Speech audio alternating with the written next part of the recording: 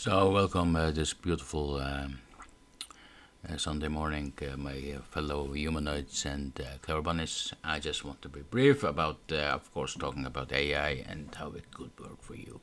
So I've been working on the ESP32 S3 with a touchscreen and 480 times 480 screen. I've been using the LVGL library, and I'm very tired of just entering shit and not having any possibilities to make visual IDE for programming or making the screens without paying a lot of money. So I asked Gemini to build me a screen builder for version 8 of the LVGL. And of course, within 90 seconds or less, it built me one. This is very raw, but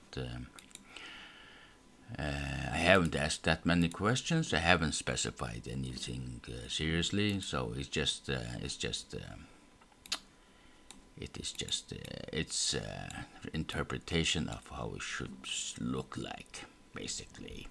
So instead of nerding, try to just get finished with the project and earn some money instead of programming. That's all. Moin.